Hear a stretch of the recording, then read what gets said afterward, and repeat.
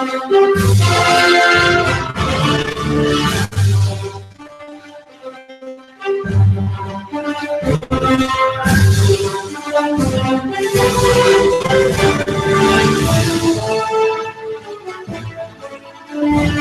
playoff picture in the NFL is a curious thing. Possibly the most interesting thing in all of sports when you think about it, right? So the Tampa Bay Buccaneers can still make the NFL playoffs. And I'll get into who's clinched already and who hasn't.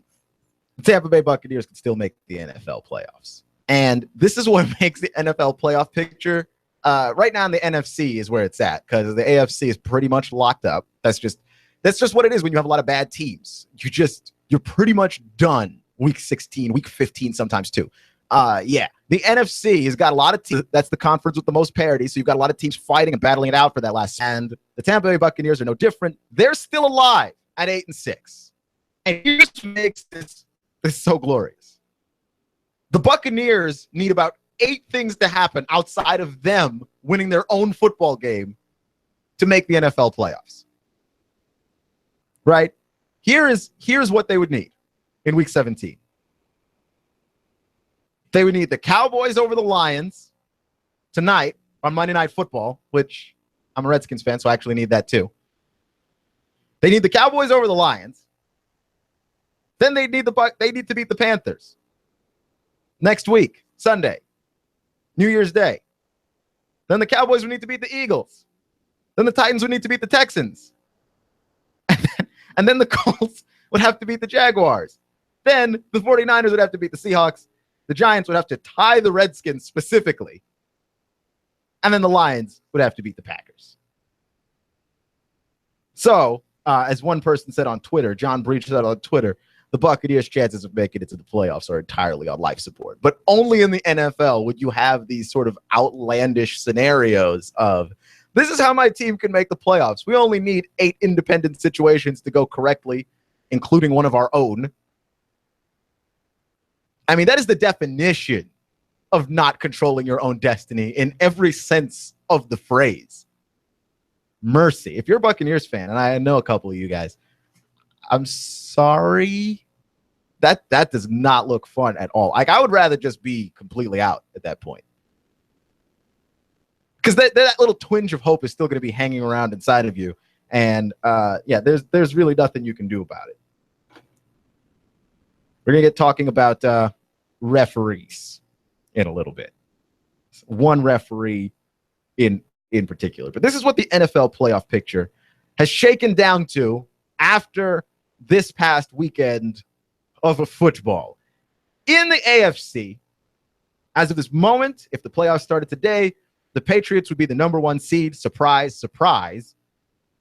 The Raiders number 2, which is interesting, and we'll get to that in a second. The Steelers would be 3. They would play the Dolphins, the 6 seed, and the Texans would be 4, playing the Chiefs, the 5 seed.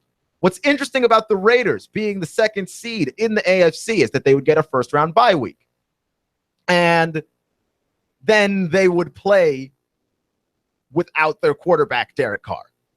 Derek Carr broke his leg in that last game. And so without Derek Carr, it's interesting because the only reason why they're 12-3 is because Derek Carr has made such a leap at the quarterback position. He's been absolutely phenomenal.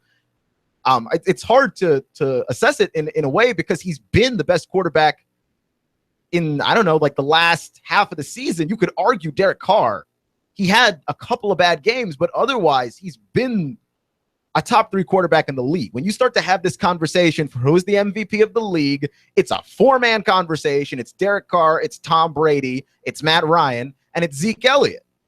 And Derek Carr was right in the mix, and to the point where I don't even know if you can give it to Brady, because Brady got suspended the first 4 games of the NFL season, and the Patriots went 3-1 without him.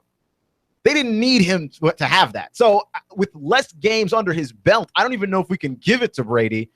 Derek Carr was in the conversation, and I think that missing the last game of the season, plus the couple of bad games that he had earlier, I don't know that he gets it now, but he was nominated to his first ever Pro Bowl. Like, this was a guy that was having a monster season.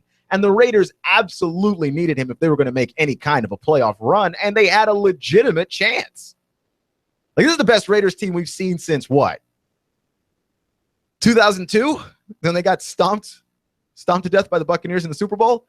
This is the best team we've seen in a while from them. And Derek Carr was the linchpin, right? Like, the Derek Carr to Amari Cooper is the connection of the year. And you talk about quarterback wide receiver tandems in the NFL. You only got half a good season from Jordy Nelson. Julio Jones dealing with injuries. Tom Brady's throwing to everybody and a bunch of guys I've never heard of. Yeah, I mean, Amari Cooper and Derek Carr, that was the best connection. And without Derek Carr, I mean, I don't know that the Raiders can win that game. Like, the Raiders' defense is not prolific by any stretch of the imagination. They give up a lot of points and a lot of yards, but it was okay because if you had Derek Carr at the helm, like, this is Jack Del Rio on a football team. They like to spread you out. They like to go deep. They do not care.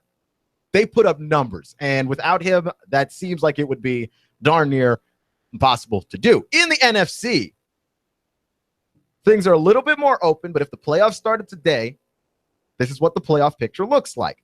First seed, Dallas Cowboys, got it locked up. In fact, I mentioned earlier that the Buccaneers need the Cowboys to beat the Lions. But if you're the Cowboys playing tonight and you already have you've got the number one seed locked up, you've got the bye week locked up, right? Why bother? Why bother? We just saw a weekend that got Derek Carr injured for the Raiders and Marcus Mariota injured for Tennessee. If you're the Cowboys, why bother? Why put out any of your starters? Are the Cowboys interested enough in beating the Lions next week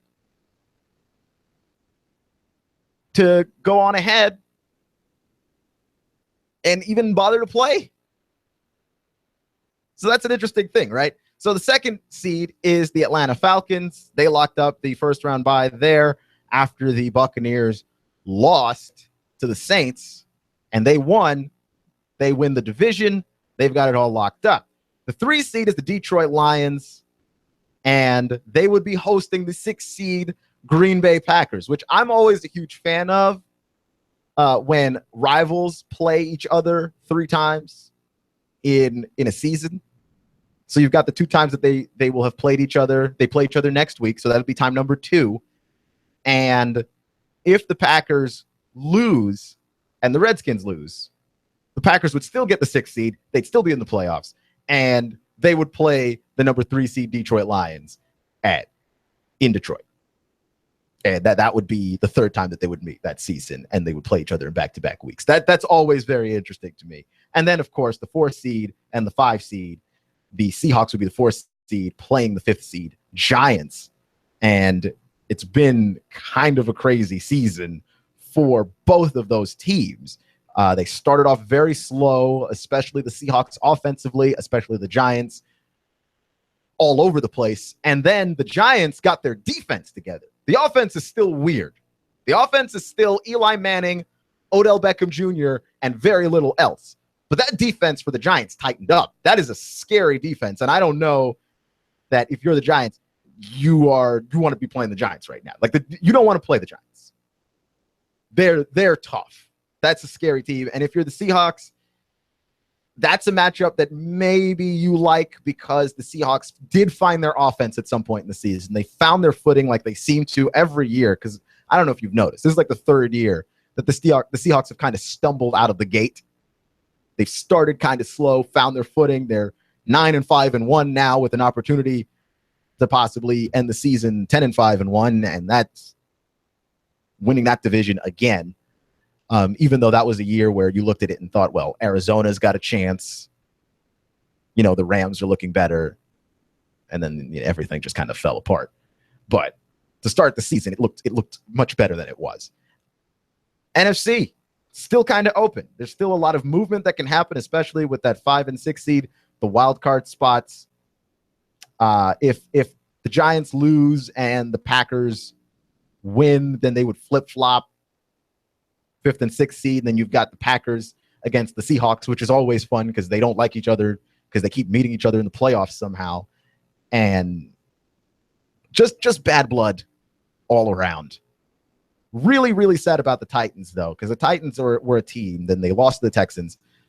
I really thought the Titans could win this division, and I think that there were some games early on where they beat themselves, but they were a much better team in the second half of the season. I really liked second half Titans team. I really liked Marcus Mariota. I thought he was growing and developing as a quarterback. He, too, injured his leg on Saturday, and one of the things that's really weird about it, too, was for Derek Carr, too. It's one of those things where, like, people talk about these younger quarterbacks, these new quarterbacks. They just want to run around everywhere, try and make plays with their feet, and that's how you see a lot of those guys get hurt. Yeah, it wasn't like that. Marcus Mariota was trying to step up in the pocket. He was trying to throw. He had his eyes downfield, and he just got caught from behind and hurt his leg. So he's done for the one game left in the season, and Derek Carr for the Raiders is out 6 to 8 weeks, which means that, you know, even with the bye week, so say he's out till next week, and they have the bye week the week after, they would play without him 3 weeks from now, and he wouldn't be able to recover in time to come back and play unless he does that like Phillip Rivers thing, where Phillip Rivers early in his career when the Chargers made the playoffs, and people talk about like how Phillip Rivers doesn't get it done in the postseason or can't make it to the postseason. But Phillip Rivers had a shot in the postseason. He injured his leg. I believe he either had a tear in his ACL or had a sprain in his ACL. It was really bad. And he had some cloak and dagger surgery where he just went under surgery and played that week. And they lost by, I think, 10 points. It wasn't like he went out there and stunk up the joint. He didn't play well. He played pretty poorly, but he played really well for a guy that just had ACL surgery. And I cannot stress this enough. The same week that he played an NFL playoff game. I mean, Phillip Rivers is one bad dude. And unless Derek Carr does something like that, where he's just like, you know what? I'm just going to go out there and play. He ain't playing. And he's such a young, promising player. It's not like this is his last shot, which is a weird thing to say in sports because you never know, right? You think things are going to last forever. You think teams are going to always have chances to go up and climb the mountain, and then teams just fall apart, and you just don't know why. But you have to think, as a guy as young as he is, and a guy that you look at and go, he's a franchise quarterback. You can't, even if he begs you to go out there and play, you can't let him play. I mean, if his leg's broken, you just can't let him play. I mean, this is about your future here and his future. You just can't let him play. You're listening to Clutch with Keon Rose on AM 1240 and NoogaRadio.com. It is fascinating to me how it is that we cover certain stories in the media, in the sports media especially.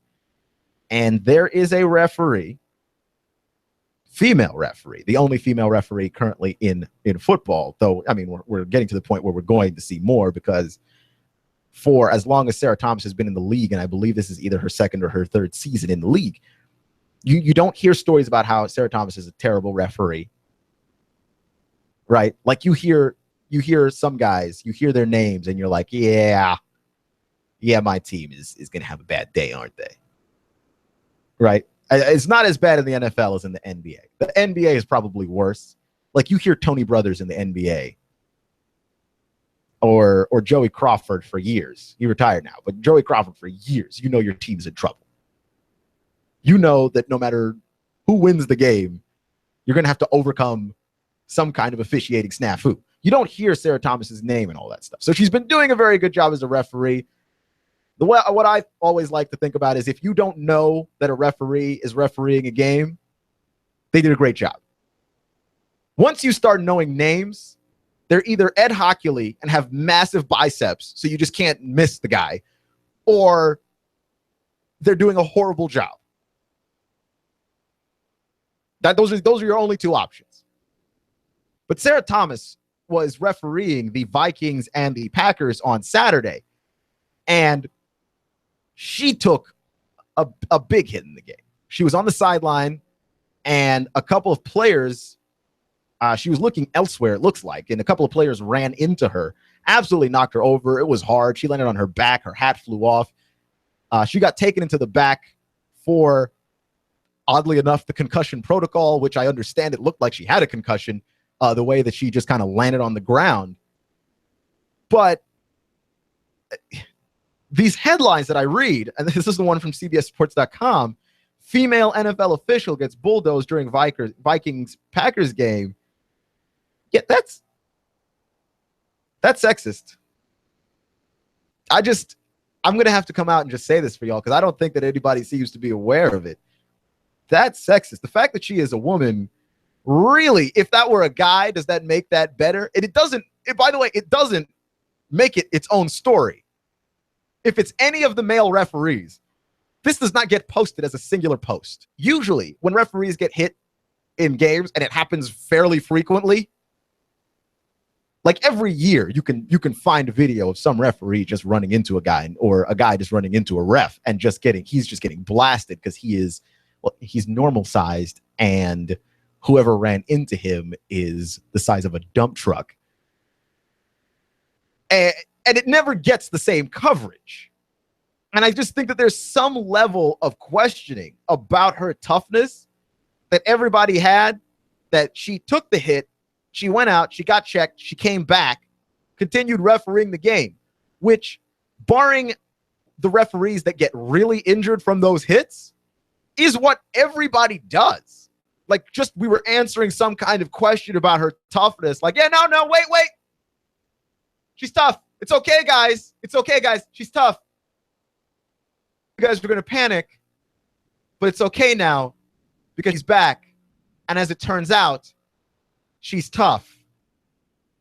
Like, this is not a story in any other situation. She is refereeing a football game, which is a difficult thing to do, but far from the most difficult thing to do on earth. And I know this because you don't cover any of the other referees like this. Like, when she came into the league, she's the first. So that warrants some level of coverage. After that, if she does things that other referees do and we just expect them to do and we make a giant story out of it, we're making a giant story out of it because on some level, we are actually amazed that she can do it. And that kind of thinking, that's sexist. It is. Like, it would be weird if there was a black referee on the sideline and he took the same hit and then the headline read, "Black NFL official gets bulldozed during Vikings-Packers game." And do you know why that would be a bizarre headline? Because why is it a headline? It's only a headline because it is amazing or impressive to you in some way. And I do think it is impressive that she took that hit and got back up. But I don't think it's impressive because she's a woman. I think it's impressive because that was a hard hit. She got hit. Her legs got pinned under both the players. She smacked into the ground. Her hat popped off of her head. That's just difficult to get up from. And to be clear, if it happened to me, I'm staying down. That's it for me for the rest of the game. Did they pay me for this game? Good. I'm not coming back. I'll see you all in week 17. It's been great. It's been real nice. I hope that you enjoy refereeing the rest of this football game. I will not be joining you. I will be back in the room with the medical staff on the bed, chilling out. And then I'm going home. I go home after things like that. Right? Like, there's a reason why I don't play football. It's because it takes a certain level of constant pain and agony to continue to collide with other people. I do not want to collide with people in that way. That looked like a very hard collision. I think it's impressive because she came back, not because it was a she that came back. Okay? If you are impressed that she took that shot and got up and continued to referee the game, and you were impressed because it was a woman that did that, I have news for you. You might have a sexist way of thinking. You're listening to Clutch with Keon Rose on AM 1240 and Noogaradio.com. I have questions about the Hall of Fame. Should Jorge Posada be there? Next.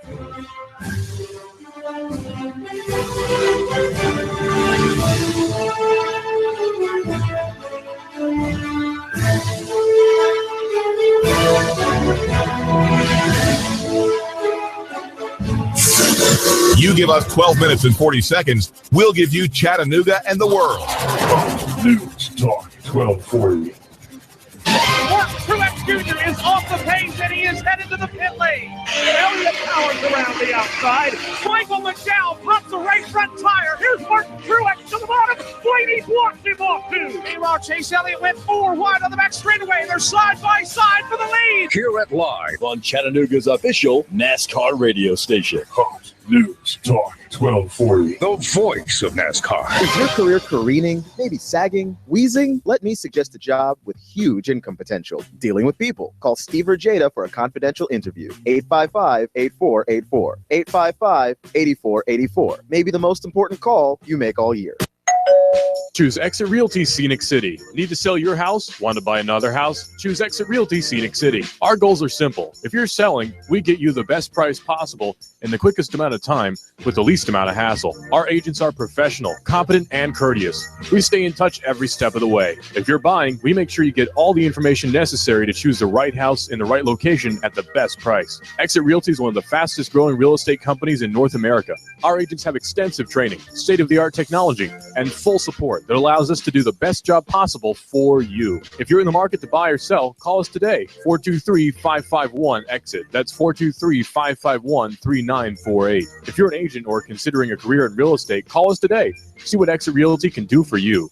No desk fees, residual income, technology to the max, and people first. Call us today, 551-EXIT. That's 551-3948. We're located at 7610 Hamilton Park Drive, just off the Bonnie Oaks exit.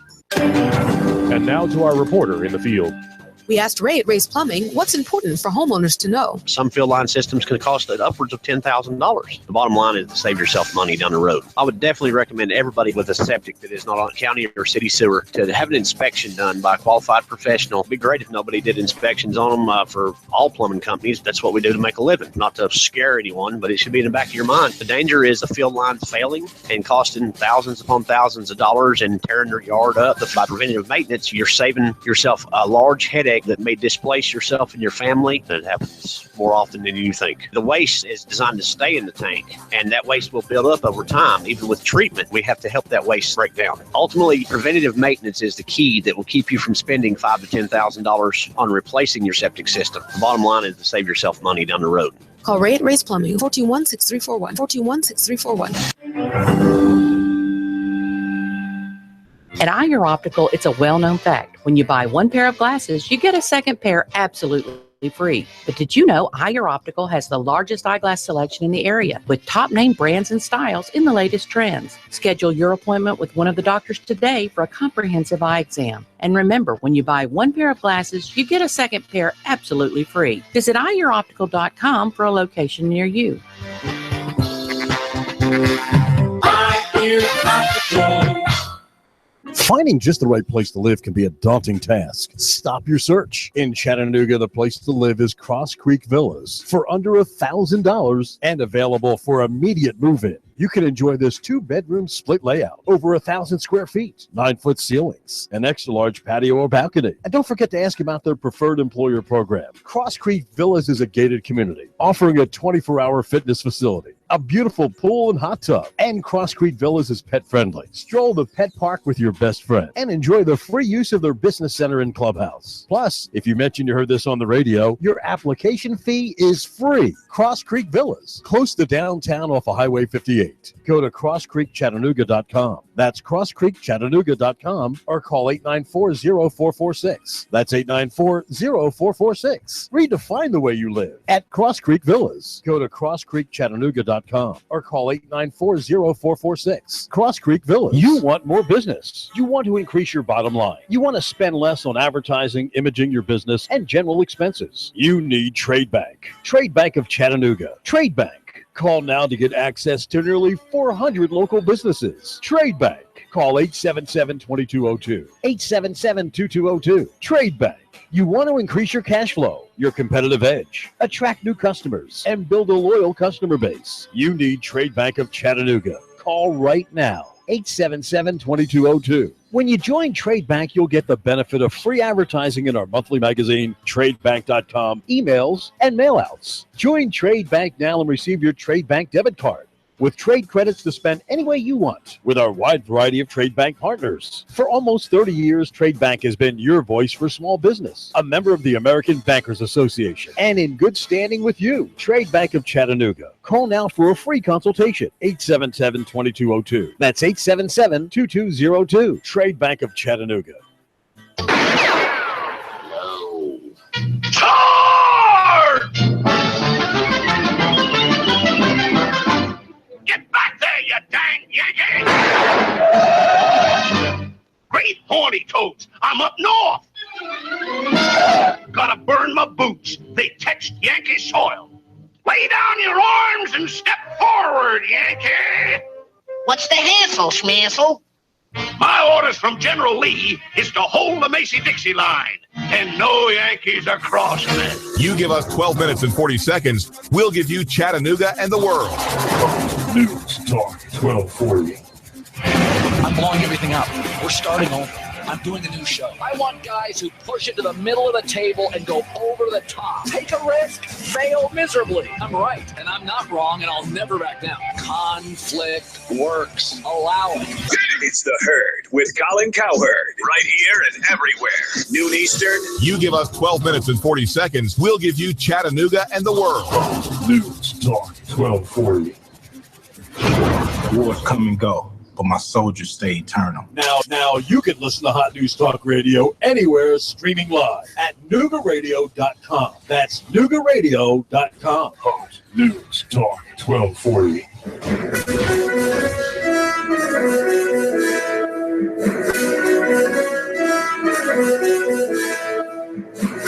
You give us 12 minutes and 40 seconds, we'll give you Chattanooga and the world.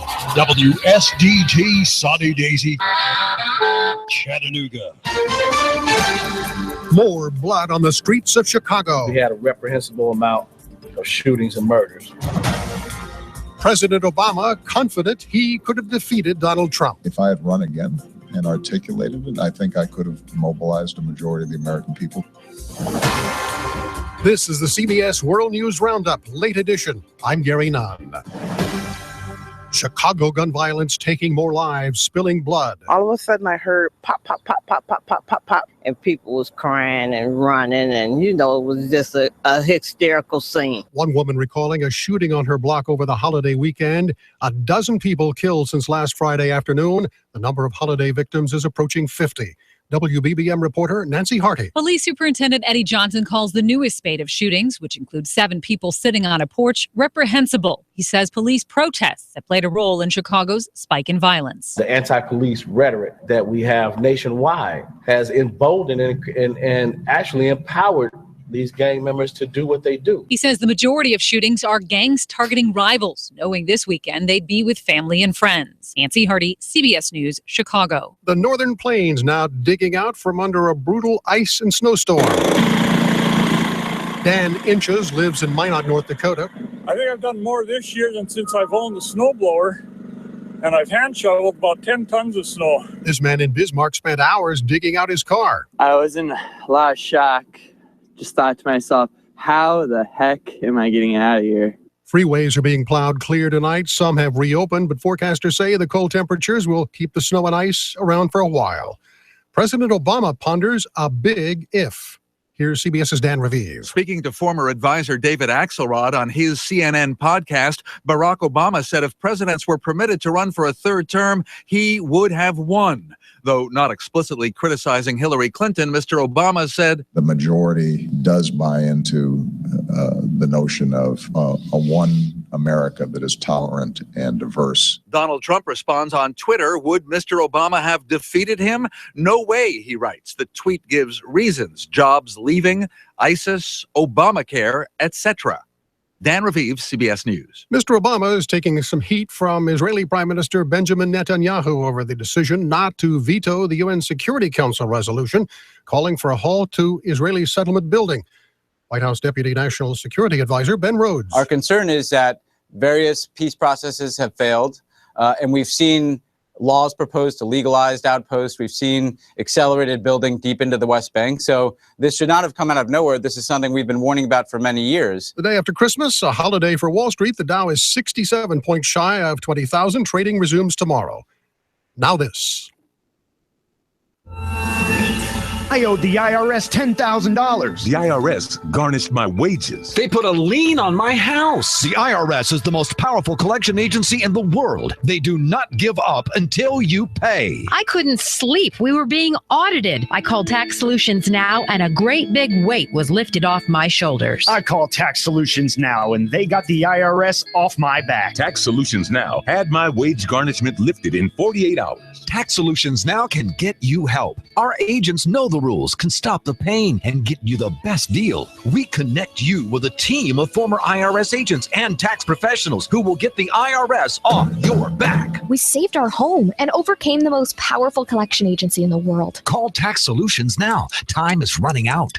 Call 800-755-0466, 800-755-0466, 800-755-0466, 800-755-0466. Fans and friends are remembering 80s and 90s pop star George Michael. CBS News correspondent Riley Carlson outside one of his homes in Britain. Fans of George Michael laid flowers, candles, and handwritten notes outside the singer's home in Goring, where the 53-year-old died on Christmas Day. We adored him. Wake me up before you go.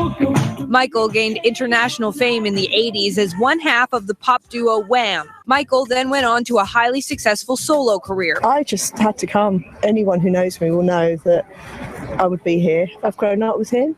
He was a songbook to the good times, the bad times. George Michael died yesterday at the age of 53. Hackers broke into the Twitter account of Sony Music Entertainment, posting bogus statements, including one saying that pop star Britney Spears had died. Sony says the situation has since been resolved. You're listening to the CBS World News Roundup. You give us 12 minutes and 40 seconds, we'll give you Chattanooga and the world. News Talk 1240. Here's what advertisers are saying about AM 1240. HotNewsTalkRadio.com. Radio station, they really care. They're always calling me probably once a week, checking on me, seeing how things going, see if they want to change any of the ads or do anything different, seeing what my needs are. I've gotten business off the ads that you do for me, and seems to be working well at this point. Prices were very fair. Areas in this town that we aren't able to get other ways, your radio station is able to help us out, and I really appreciate that. We've been very pleased with the services we've got. It seems like everybody over there cares about what they're going to do, how it's going to work for us on this end. And we've been very impressed with the creativity of the ads that we've heard. And they always seem to be right on point, even without us having to come up with what's going to be said. I've been doing business with News Talk Radio for quite some time. It's the best place and the best value you can get for your advertisement. The commercials are great. They're very professional. I was actually blown away. The commercial that they put together was awesome. It was way far above all the other radio stations we've dealt with. The best we've had yet, I guarantee you, by far. AM 1240, HotNewsTalkRadio.com gets results. Let us get results for your business. For no obligation free consultation, call General Sales Manager Steve Johnson. Call 423-240-5459. That's 240-5459. Or you can always email Steve at NoogaRadioSteve@gmail.com. That's NoogaRadioSteve@gmail.com. AM 1240, Hot News Talk Radio. We get results.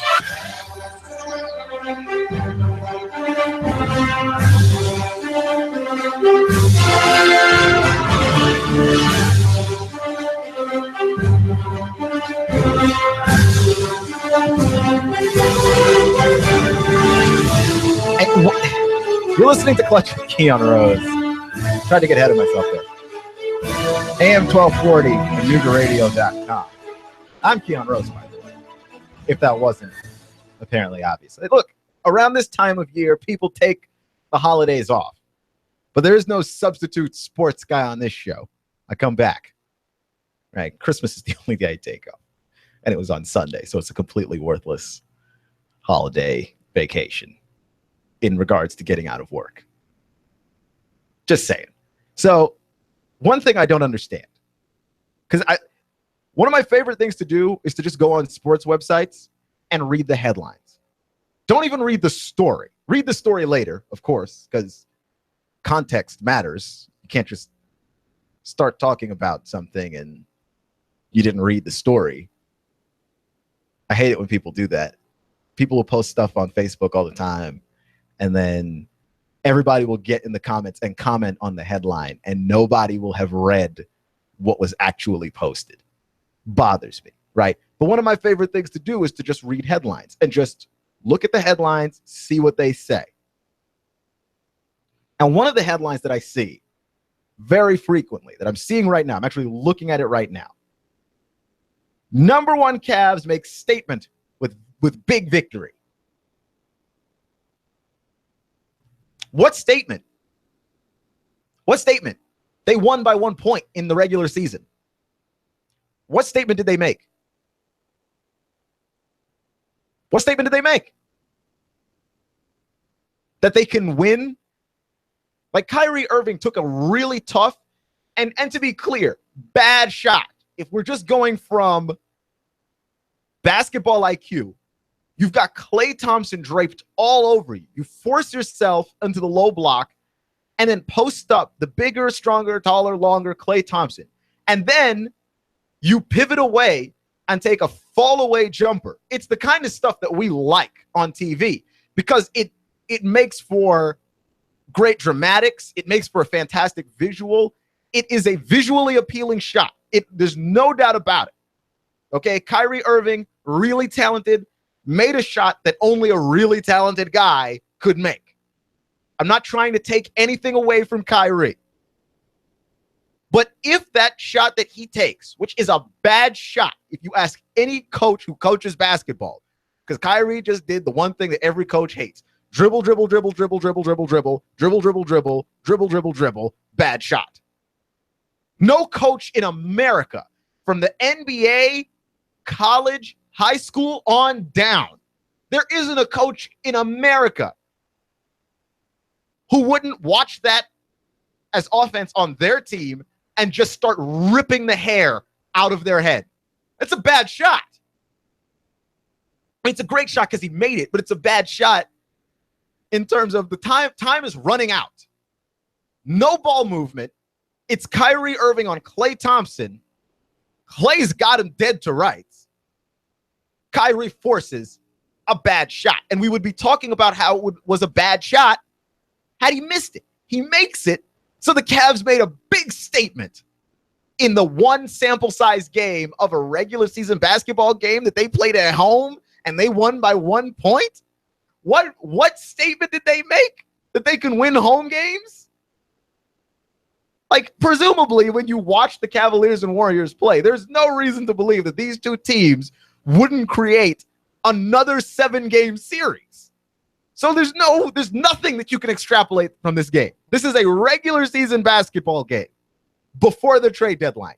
How many things can you extrapolate from this game? 0 things. None. Nothing at all. There's nothing in this game that you can apply to the next time that these teams meet. And if these teams should meet in the NBA Finals, there's nothing from this game that you can apply to that. With regards to the winner of this game, like, nobody made a statement here. And if Kyrie's shot had fallen short and Golden State had been able to rebound it, or had Golden State not, been fouled at the end of the game, Kevin Durant shoved to the ground by Richard Jefferson, and he makes some free throws, or he gets a chance to get that shot off, and say the Warriors win, which is, by the way, not at all outside the realm of possibility, then there's no good reason to believe that the Warriors would have had a statement win either. Here's a statement win between two teams that might meet in the NBA Finals in the regular season. And even then, it's just barely. But, like, here's a statement win. Golden State goes to Cleveland on Christmas Day. Cleveland blows them out by 20.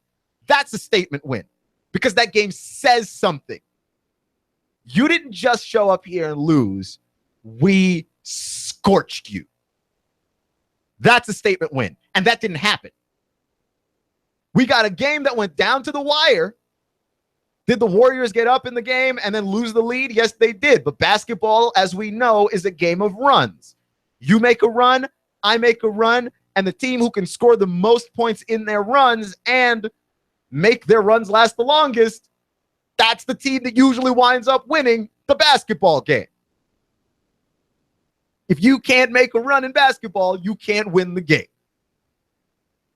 So you got two teams. They're pretty evenly matched. They're pretty closely contested. But Cleveland made so many mistakes coming down to the end of that game that it was basically just on the pure talent, will, and mental strength of Kyrie Irving that they won the game in the first place. You made no statements if you're Cleveland. Be happy that you won. And I'm not going to suggest that the game has like nothing that you can learn from it.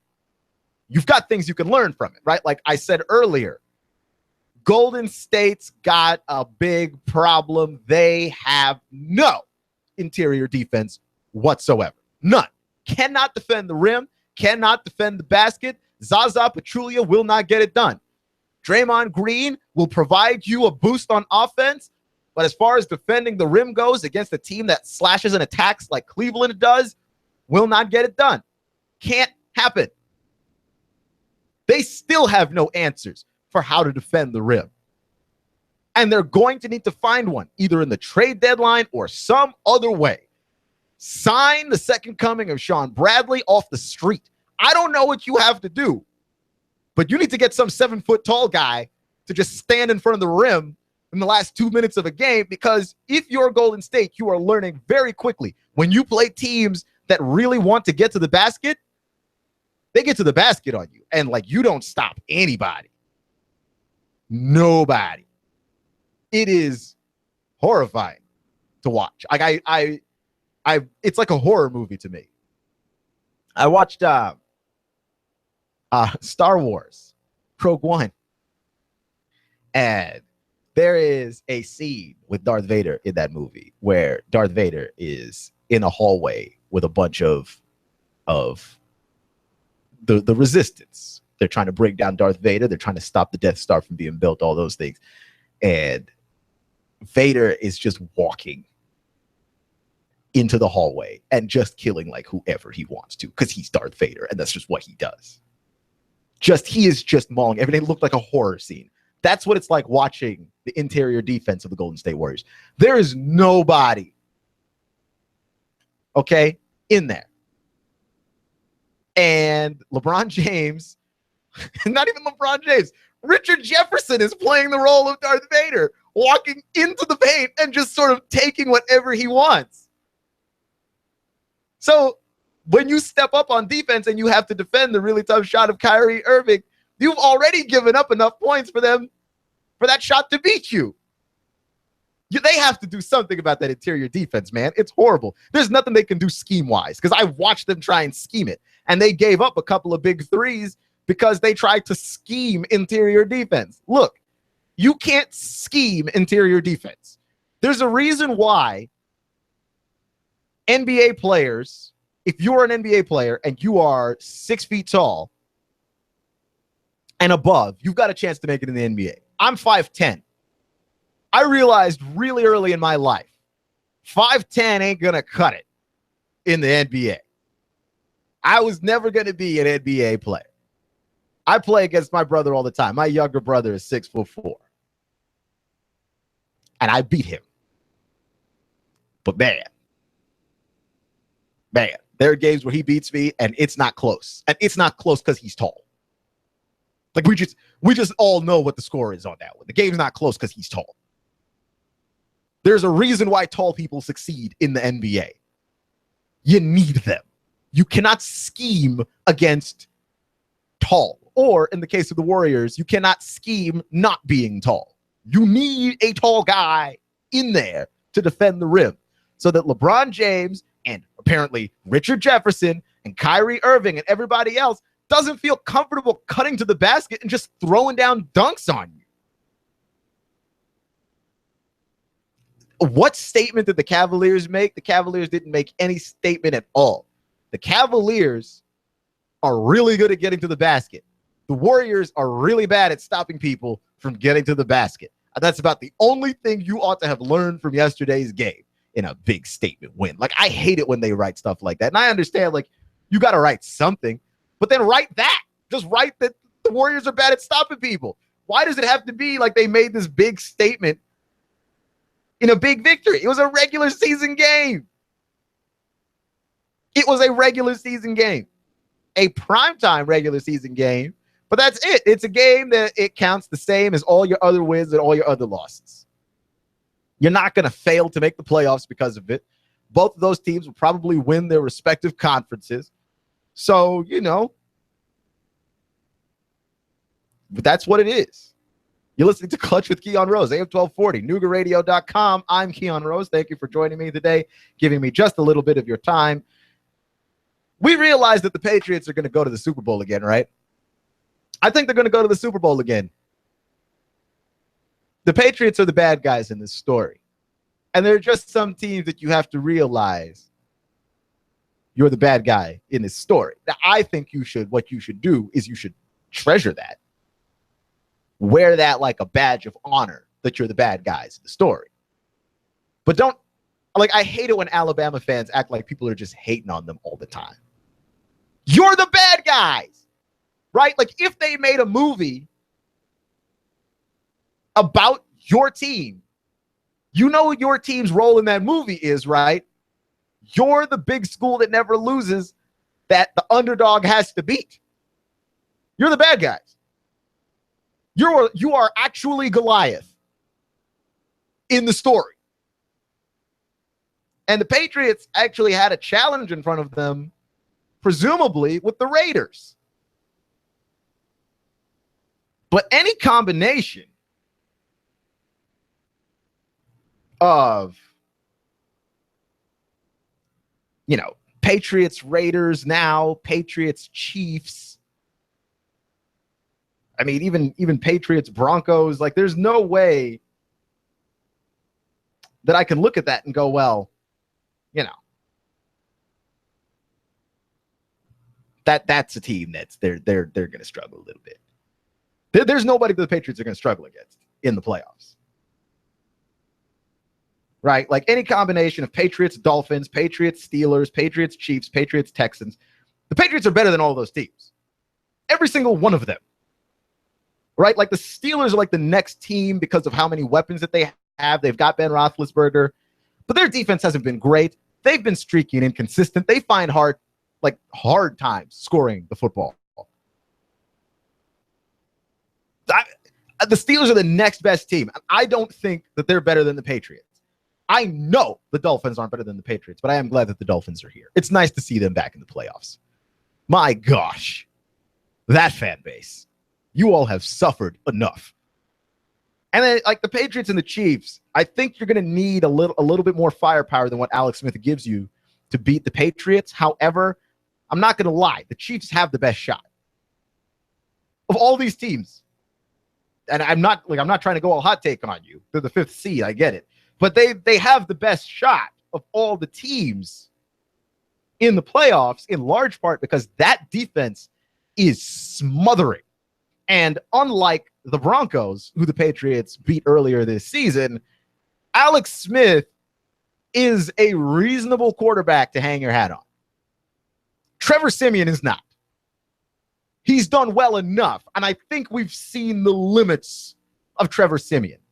What Alex Smith gives you is a guy that makes the right decision almost all the time. And it's weird because we have this reputation of Alex Smith, like, not being able to throw the ball down the field. He throws it far enough, you guys. He throws it far enough. And, of course, he's got speed. Alex Smith can run. That's what he did in college. Like he's a fast guy, right? Like he ran read option in college a lot. Like the early days of the read option, he ran it in college.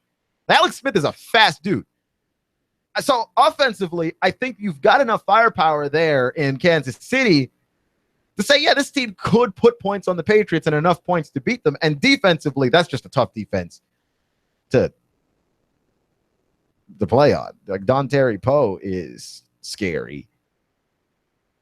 All of those corners, they're fast on defense, man. Like they are quick.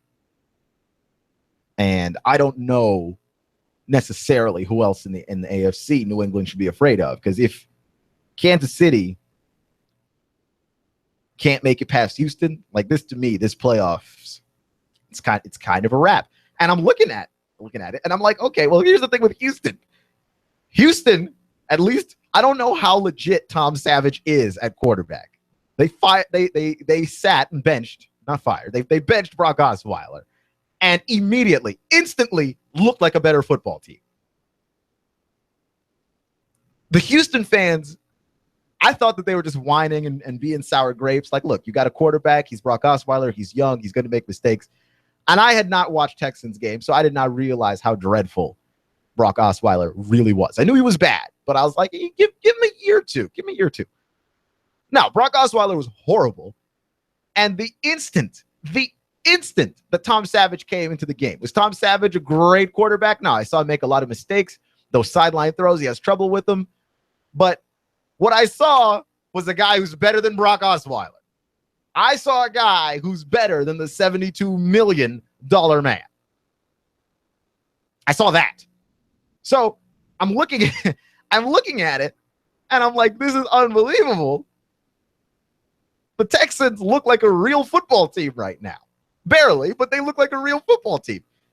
They could do some disruption in the playoffs. My problem is if they do enough disruption and say they take out the Chiefs, well, now we got a problem whereupon I have to watch the Houston Texans. Somebody's going to be playing the Raiders without Derek Carr. And it's the one thing if you're the NFL, like you just don't ever want. You will put up with bad football if you're the NFL. I don't know why, but you obviously do put up with bad football because you put up with bad football every Thursday night that you trot out whatever garbage it is there that you expect us to watch. And most Monday Night Football games this past season have just been straight trash. It's been hard to watch. So if you are the NFL, you clearly can stand bad football. But what I will never understand for the life of me is why you keep allowing that to happen. But you're the NFL. The one thing you don't want is bad football in the playoffs. You never want bad football in the playoffs. And I'm telling you now, the Raiders without Derek Carr are not worth watching at all. And somebody is going to have to play the Raiders. And it is some combination of the Texans, the Dolphins, and this is the Dolphins, not even with Ryan Tannehill, with Matt Moore. With Matt Moore. Like some part of this AFC playoff run is about to be unwatchable by the definition of the word unwatchable, as in I would rather watch a wall. I would rather watch grass grow. I would rather watch paint dry than watch whatever terrible combination of football the AFC playoffs produces for us. Because some bad team is about to get squashed by the Patriots, and some bad team is going to play the Raiders, who without Derek Carr are some other bad team. I'm just pointing that out there for you. I think I'm just going to stick to the NFC and watch that. That's what I got going for me. You're listening to Clutch with Keon Rose on AM 1240 and Noogaradio.com.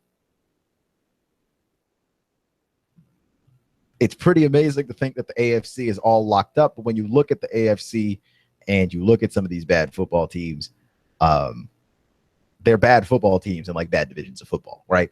Like you're looking at Denver's 8-7, Tennessee's 8-7, Baltimore's 8-7.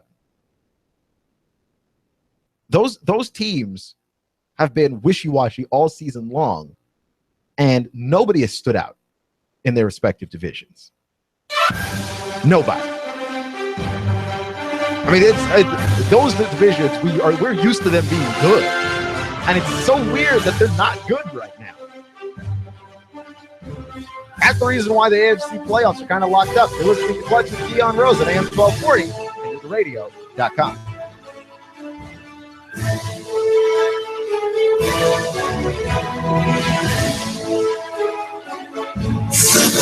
You give us 12 minutes and 40 seconds, we'll give you Chattanooga and the world.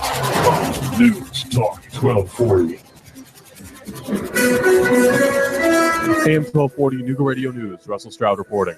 A police chase through the Hamilton Place Mall area ended with 2 men arrested on drug charges. It all began as part of an undercover operation when police monitored the area of the Hamilton Place Mall and saw a gray Jeep following a woman's vehicle as she was leaving a store. Policemen then followed the vehicles to the victim's potential destination. A marked patrol car then tried to pull over the suspect vehicle, but it sped away, leading police on a car chase through the Hamilton Place Mall area. The car eventually stopped and 2 men were arrested on drug charges after a canine unit found drugs inside the car. The Violent Crimes Bureau is now working on linking these 2 men who were arrested to other burglaries which have occurred in the area. A new Woodmore bus crash lawsuit is now naming both the county schools and the transportation director as potentially negligent for ignoring pleas that the bus driver, Jonathan E. Walker, had multiple complaints raised against him before. The lawsuit claims the horror was foreseeable, predictable, and preventable. From all of us here at Nooga Radio, stay safe and have a Merry Christmas. Expect lots of clouds and mild weather out there through your nighttime. Could see a late shower, lows only 58 to 60. For Tuesday, a wet start with morning rain passing through. A little drier for the afternoon, highs into the 60s. A little cooler Wednesday, but dry with more showers rolling in later Wednesday night. Get ready for that next plunge of cold air with Dodge City Ski Shop, featuring the largest selection of cold weather clothing around, as well as the area's only ski machine for that big winter trip. That's Dodge City Ski Shop, East Brainerd Road, Chattanooga. And I'm Storm Sheen 12 Chief Meteorologist Patrick Core. On AM 1240, Hot News Talk Radio. How about we change that to Built in the USA? For over 21 years, Affordable Computers has been building computers right here in the good old USA, in Chattanooga, using the highest quality parts and components in every new computer they build. Tell us the exact system you need, we'll build it to your specifications. Or you can choose from a wide selection of our PCs and laptops, starting at under $200. All Affordable Computers are upgradable, guaranteed. Affordable Computers services their computers in store, typically within 1 to 3 days. And when you call, they answer the phone. You get support within minutes that you can understand. Affordable Computers of Chattanooga. And service and support extends for the life of the computer, not just for the warranty of the PC. So there's no reason to shop anywhere else. Call Affordable Computers now on Highway 58 Chattanooga, 423-499-1975. That's 423-499-1975. Or visit our Fort O store, 706-858-5888. There's a reason why Alliance Physical Therapy is a choice of professionals and those who care about first-class, top-notch service and treatment. Because at Alliance Physical Therapy of Chattanooga, we don't just treat the symptoms in your body. Whether you're suffering from stiffness, muscle spasms, back pain, chronic headaches every day, stress of life demanding more and more of you, Alliance Physical Therapy takes a holistic approach to healing, mind, body, and soul. Alliance Physical Therapy with a location near you and 9 others in the Chattanooga area. If you don't have a doctor or if your physician's plan for chronic pain is not working, Alliance Physical Therapy will help. Visit Alliance Physical Therapy on the web at nopainpt.com. That's nopainpt.com. Alliance Physical Therapy. And now to our reporter in the field. We asked Ray at Ray's Plumbing what's important for homeowners to know. Some field line systems can cost upwards of $10,000. The bottom line is to save yourself money down the road. I would definitely recommend everybody with a septic that is not on county or city sewer to have an inspection done by a qualified professional. It'd be great if nobody did inspections on them for all plumbing companies. That's what we do to make a living. Not to scare anyone, but it should be in the back of your mind. The danger is the field lines failing and costing thousands upon thousands of dollars and tearing your yard up. By preventative maintenance, you're saving yourself a large headache that may displace yourself and your family. That happens more often than you think. The waste is designed to stay in the tank, and that waste will build up over time. Even with treatment, we have to help that waste break down. Ultimately, preventative maintenance is the key that will keep you from spending $5,000 to $10,000 on replacing your septic system. The bottom line is to save yourself money down the road. Call Ray at Ray's Plumbing, 421-6341, 421-6341. You give us 12 minutes and 40 seconds, we'll give you Chattanooga and the world. News Talk 1240.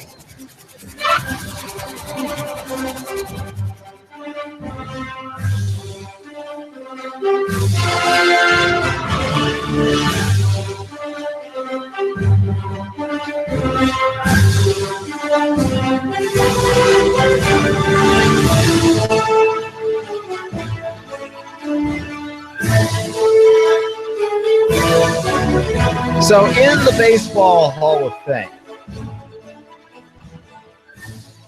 we have made some advances.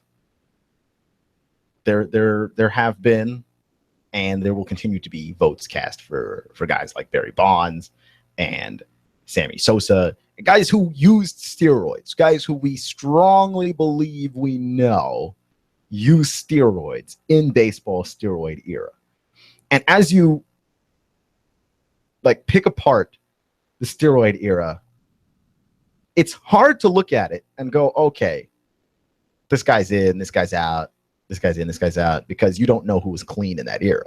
Like, you think you know, you might have a pretty good idea, but you don't 100% know. You have no idea. Not everybody who used steroids got caught. We have let guys in from the steroid era of baseball.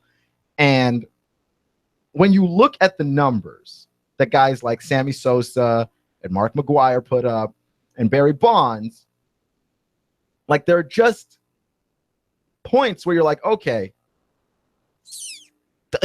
you got a lot of those numbers because of steroids.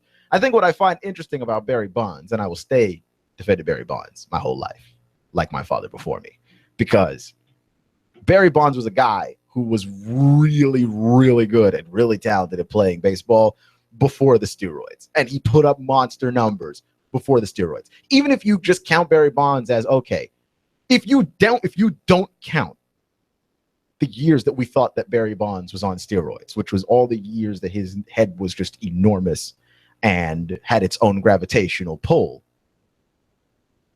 right? Even if you don't count that,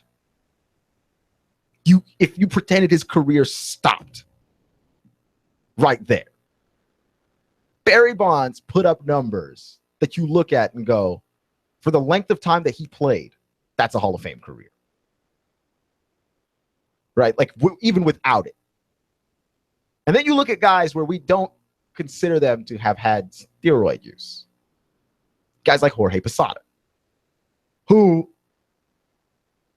are, like, historically known as one of the great catchers in baseball, especially Posada, because he's one of the great offensive catchers, really, to play the game. But Jorge Posada was a bad catcher. And I don't know if we can let that guy in the Hall of Fame, right? Jorge Posada benefits from one thing in large part, that he's got all them rings, and he got all them rings with the New York Yankees, which goes a very long way. All of those rings with the Yankees. You get all those rings with any other team, I promise you, bro. Jorge Posada does not end up in the Hall of Fame. Jorge Posada, and I didn't even do the research on this myself, okay? Because it's too much. I get into baseball metrics, and I like it. It's fun hobby work, but not unlike college football recruiting. Like, I just don't know what I'm looking at. Like, I have no idea. When you start talking about somebody's WAR, I'm like, oh, cool. I see it. It's a stat that makes sense to me, but man. So Dane Perry of CBS Sports really did the breakdown of much of this, because Posada, by every defensive metric, and I'm not talking about like one or two defensive stats, almost all of them, was a bad catcher. I mean, bad at throwing people out who are on plate. He's bad at when balls were pitched into the dirt, recovering from that, like decent at framing pitches. Like Jorge Posada was known as like the pitcher's catcher, mostly. Like his connection with his pitchers and how guys were able to listen to him and really follow his advice. Like that's not understated, but that can't get you into the Hall of Fame by itself. The Jorge Posada was a bad catcher. Okay. And then when you look at the offensive side, he's one of the best offensive catchers ever. And even then, he's like an overrated offensive player.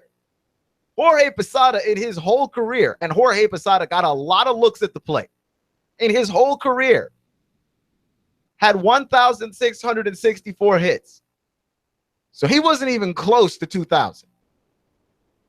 Like, it's already hard enough to go, okay, here's a guy that's a sub 2,000 hitter, and we're just going to let him into the Hall of Fame. Like, he plays any other position, and he probably doesn't get in. On-base percentage, awful. He wasn't great at running the bases.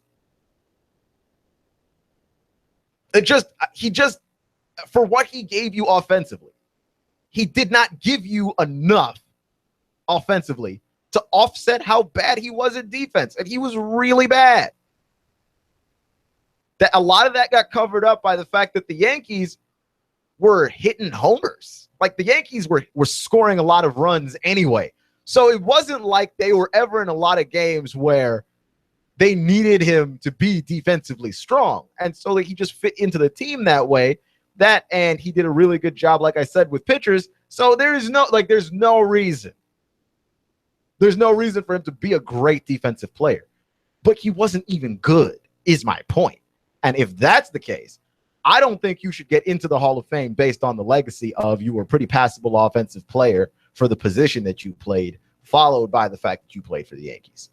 Because that's really what this is about. Right? Like 17 seasons with the Yankees will get you a lot more recognition than you would anywhere else. And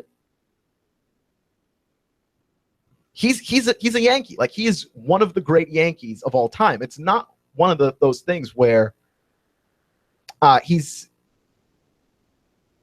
going to be forgotten. He's going to be one of the great New York Yankees. I just don't think being one of the great New York Yankees means you ought to be considered one of the great baseball players of all time. And I don't know how much of that has happened for other guys where guys have just gotten extra recognition because they're a Yankee. But when you look at a guy like Derek Jeter, for instance, we overlook the fact that Derek Jeter was really bad at being a shortstop for like the last 4 seasons of his career. Derek Jeter shouldn't have been out there playing shortstop for the last 4 seasons of his career. He was awful. He was really bad. And a lot of that was just, look, like he's declining in age. And so a lot of the things that Derek Jeter was doing on sheer athleticism early in his career, he could not make up for those mistakes as he got older, which happens, right? Like you see it happen in every sport.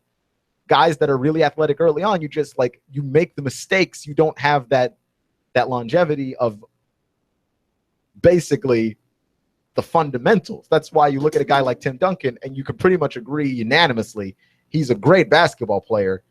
And he was not a guy that was really declining there at the end. He just got tired of it. He declined some, but Tim Duncan could have played for another 3 years as far as production goes and given the Spurs decent minutes. Derek Jeter could not have done that. Derek Jeter retired 3 years too late. And he's got a great legacy and everything, but we covered up for that stuff because, Derek Jeter's a great Yankee. He's a great New York Yankee. Like, there's so much of that team and the lore of that team and the history of that team covers up everything else. We don't think about what you were as a defender. We don't think about what you were as a catcher. And we're going to cover that up. And Jorge Posada might find himself in the Hall of Fame. And Jorge Posada doesn't deserve to be in the Hall of Fame. No way, no how. It's like Troy Aikman. Troy Aikman, in his best season, did not throw more touchdowns than Dan Marino in his worst, and he had Michael Irvin. He had a great receiving core. How are we remembering Troy Aikman this way? Oh, yeah, he's a Dallas Cowboy. That'll get you. It really will. You're listening to Clutch with Keon Rose on AM 1240 and NoogaRadio.com. Also streaming live on YouTube, which took us a little bit to get the YouTube stream up, but we did finally get it going. And I saw an interesting article about guys and where they were recruited in high school as opposed to where they guys in the Pro Bowl this year. Like people who were recruited in high school highly and where the Pro Bowlers were considered Pro Bowlers from this NFL season, where they were recruited. So, for instance, the 5-star recruits, and you might recognize some of these names from college and the NFL. 5-star recruits. Got 11 5-star recruits in the Pro Bowl. Guys who were recruited as 5 stars out of high school. A.J. Green, we know him. Julio Jones, we know him. Jadeveon Clowney, we know him. And those are just some of the guys that we've seen around here in the SEC. Clinton Dix, we know him. Right? And you got the 4 stars. Bunch of 4 stars, 24 4 stars recruited. Guys like Derek Carr and Ndamukong Suh and Amari Cooper, we know him. Right? So we got Jordan Reed. We've got a lot of guys, Cordarrelle Patterson. A lot of guys, they're 4 stars and 5 stars. And it's interesting, 43% of the Pro Bowl is guys who were 5 stars or 4 stars coming out of high school, which is a pretty high number of guys to hit on. Like 50% of Pro Bowlers. And I hesitate to use the Pro Bowl as a metric. I'll get into that in a little bit. But 43% of Pro Bowlers, that's pretty high. And then you've got 25%. 25% of the Pro Bowl are 2-star guys and guys that were not rated at all. Guys like Delaney Walker and Chris Harris and Ben Roethlisberger and Tom Brady and Michael Bennett. Like those guys weren't rated. T.Y. Hilton was a 2-star. Aqib Talib was a 2-star. So you got 25% of the Pro Bowl that were 2-star unrated guys, which is somehow even more impressive when you think about the fact that these guys were guys that were overlooked strongly coming out of high school and put in the work and the time and dedication necessary to make it to the NFL, and not just make it, but to be one of the best guys in their craft in the National Football League. It's pretty crazy when you think about it. And it's also pretty crazy to think about how much we miss on these guys. Because that's what I really like to see about recruiting. Like, I cannot sit down and follow recruits while they're being like, oh, here's a 4-star and he chose to go to Tennessee. Well, it's great, but unless he pans out for Tennessee, like I don't really end up remembering his name. It's not until years later when after I watched him wherever he went to school and then he's in the NFL, and I'm like, oh yeah, that guy.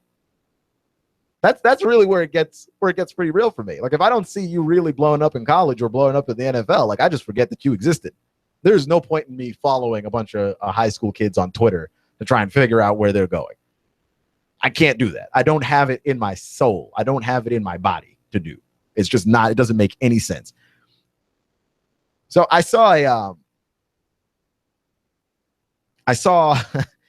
website for Charlotte Hornets point guard Kemba Walker, because Kemba Walker's having a pretty good season, and it's highly likely that if you don't play fantasy basketball or not like a big NBA diehard, you may not know who Kemba Walker is, because why would you care?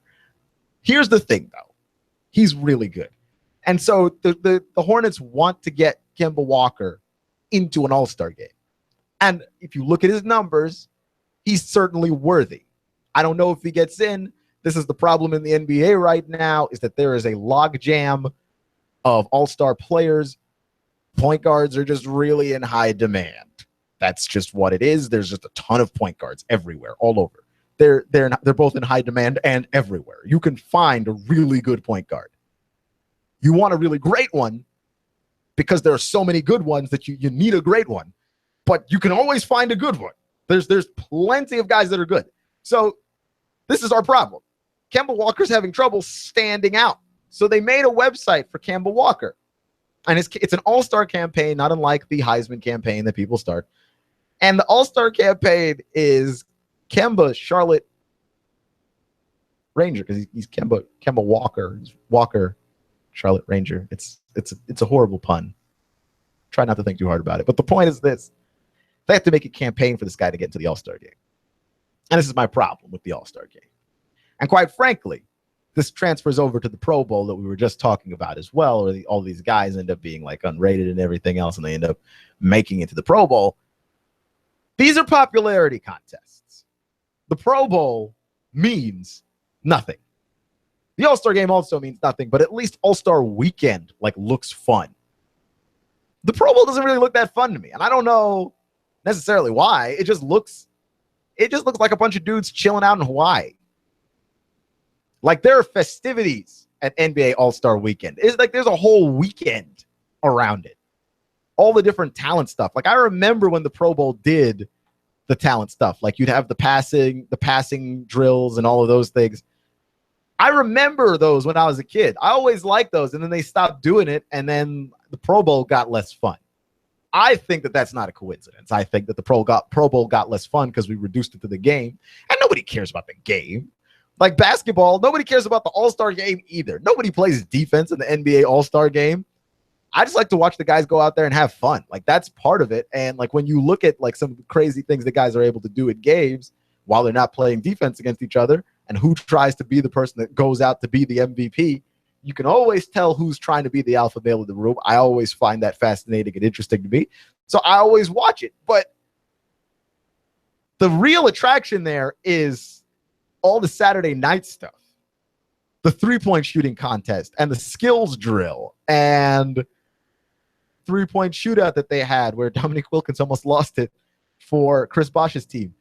Like they had all of those little festive events there, but it's a giant popularity contest. I don't think anybody should be considered anything in particular based on a popularity contest that they let fans decide. Like fans know anything. We don't know anything. I'd rather guys get into the All-Star game based on voting from their peers. You just give a bunch of guys a bunch of surveys and stuff like the NFL top 100 players, which there's a reason why I like that list. And the reason why that list is something that people tune into every year is it's voted on by the NFL players themselves. It's not a bunch of journalists. It's not a bunch of writers. It's not a bunch of radio guys. It's not a bunch of fans who, by the way, can vote multiple times, defeating the purpose of a vote. But regardless, you got all these different things that you do. You try and get people in, and you basically have to start a popularity campaign for a guy in order to get him enough recognition to win the giant popularity contest that is All-Star game voting. It's silly. It's goofy. It's weird that we still do that. And the reason why it's important, I think, is because when you look at a guy's career, at the end of his career, it's on his resume. It's, oh, this guy was a 6-time All-Star. Oh, he's a 5-time Pro Bowler. And we put that on your actual resume to like look and see how good you were as a player. And when we go to praise you at the end of your career, or unfortunately, as the case may be sometimes at the end of your life, to praise you, we go to praise you based on the amount of Pro Bowls and All-Star games and everything else that you were voted to by fans who can vote multiple times and don't know anything at all about anything. How much sense does that actually make? For me, the reason why I like the NBA, like, oh, he's a first team NBA defensive player, second team NBA defensive player. The reason why I at least like that is because it's a bunch of people who sit down and sure, it's a bunch of media guys, but you sit down and like you're dedicated to watching this. You're dedicated to following this game, following this sport. And so you understand the ins and outs. You're getting, like, how much experience do you have following this game? You have so much experience watching games. You know more than just the average fan. Anybody, literally anybody, can go vote for Kemba Walker right now for the All-Star game or vote for whomever. They can literally just do it right now. Like all the guys decided for the Pro Bowl, we act like it's this big reveal. People can vote. You can vote every day if you want to. You can vote every day multiple times if you want to. So what's the point? You're listening to Clutch with Keon Rose on AM 1240 and NoogaRadio.com. Remember, it's not how you start, it's how you finish. Stay clutch, and I'll see you in 24 hours. You give us 12 minutes and 40 seconds, we'll give you Chattanooga and the world. News Talk 1240. Mark Truex Jr. is off the pace and he is headed to the pit lane. Elliott Powers around the outside. Michael McDowell pops the right front tire. Here's Mark Truex to the bottom. Blaney blocked him off too. Meanwhile, Chase Elliott went 4 wide on the back straightaway. They're side by side for the lead. Hear it live on Chattanooga's